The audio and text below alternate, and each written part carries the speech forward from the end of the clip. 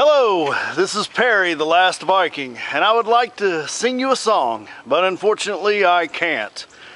Polar Vortex Hercules came through like the drunken demigod it's named after and left devastation for us mortal men to clean up.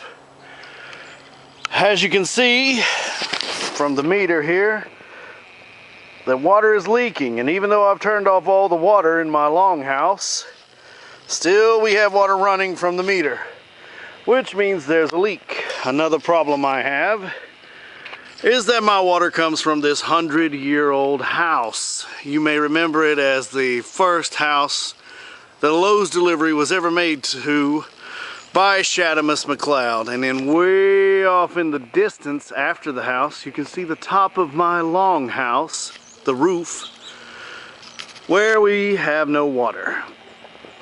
So as we go forward towards the very porch that Shadamus McLeod made his famous statement, which I can't remember because he talks like he's got marbles in his mouth, we go into this old house, abandoned and looking pretty rough. But first, there it is, the very famous 500-pound wood stove that Shadamus himself delivered to this house in his own truck for Lowe's. But enough about Shadamus, he can make his own videos. For 2 days, we were in here with kerosene heaters. You see the blackening of the ceilings, trying to heat up the pipes to where we could get some water through. And we see there's where I capped off this faucet, which had a busted hole in it. But since we saw the water still running, we know we still got problems. Here's the other room where the pipes run along the wall, covered with blankets and with pipe wrap. No leaks in here, but unbeknownst to me, when it goes out the wall here, it goes along the floor into this old added on bathroom, which you couldn't even get to if you wanted to. And that's where the water leak has gone. Now, let's go out here and check this out. You'll notice, children, I'm wearing my Viking helmet.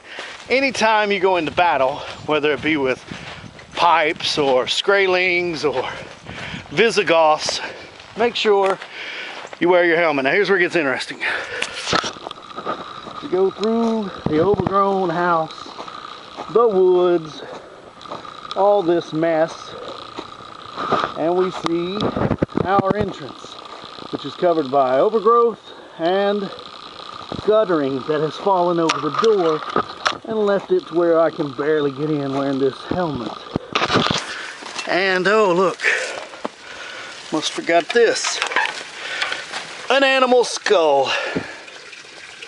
Whether you're watching Conan or Lord of the Rings or Indiana Jones, anytime you see a dead animal skull, that is a sign for the timid to turn back. We don't have a choice, so we shall go forward into this basement. Now the first thing we notice is this doesn't look like basement. There's no steps, it's just a pit. So we look up automatically, because anytime you go into a pit, you look to make sure there's not a sign that says "Abandon hope, all ye who enter here," unless you should accidentally climb down into the pit of hell.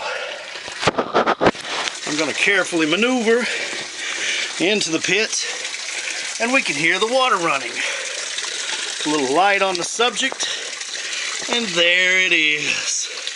That's not a Roman leak, my friends. That's not a timid little leak. That's a Viking leak. Running down like a waterfall, icy, frozen water. Just like, oh, it makes me homesick. It reminds me of Norway with the fjords, the high mountains, the icy water running beneath. And that's what we gotta fix. Let me get a little closer. I'll do a little instruction on how we're going to have to fix this. There we are. Let's take a hacksaw and cut this pipe off. Once we cut the pipe off right here, this will give us something to turn to get this elbow off of this pipe, leaving the threads exposed to where we can cap it. And we can do this because you got to remember, I'm a man, and a man can do anything.